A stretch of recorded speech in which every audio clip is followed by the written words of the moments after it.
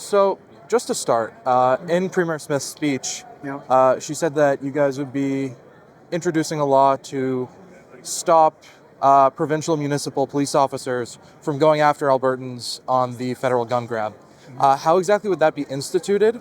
And are there any firearms that still would be confiscated, or just generally a no to the federal project? So we'll have to wait and see exactly how that is structured when they introduce that legislation. But and I have to be very careful here because it's a sort of a delicate balance because as I understand it, and I'm not a lawyer, but as I understand it, provincial authorities can establish priorities for law enforcement, but they could never give direction particularly on individual cases. Okay, so there's a fine line that lawyers will have to walk, and they're probably better at it than I. So, but where the second part of your question was, Are there any specific kinds of guns that are still going to be got through the federal gun grab, or? well, we don't believe that there's anything on that list that is a firearm. That they've got things on the list that aren't actually firearms, but any of the firearms that are on that list do have legitimate purposes, primarily in sport shooting. Some of them are also used for predator control, for hunting, and I'm talking about things that have not something new. Some of these they're talking about banning firearms that are 100 years old. And, well, they're not talking about it, they have done it. So some of these things are historic museum pieces.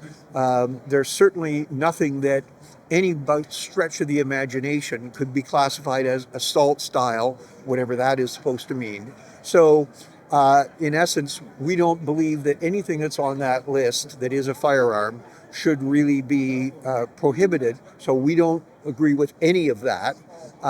So the only thing, of course, that should be confiscated is guns that are in the hands of criminals. And when they get caught, their firearms should absolutely be confiscated. And that's part of our general belief that the purpose of the law should be to leave law-abiding people alone and focus on punishing and removing from society those who are not law-abiding. And you mentioned leaving law-abiding people on their own. In the second part of that speech, Premier Smith mentioned advising, in the same motion, advising police officers not to arrest people for defending themselves. What's that going to look like? Well, that's a little bit outside of my purview because I deal with firearms licensing primarily, not issues of self-defense. But I think the key there is just, again, to provide some clarity around what priorities are.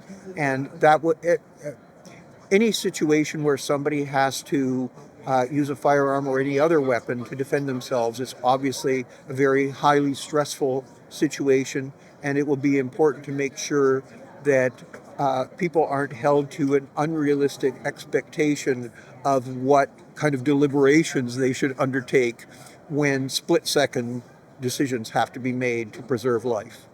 Thank you so much for your time. I really appreciate it. You're welcome.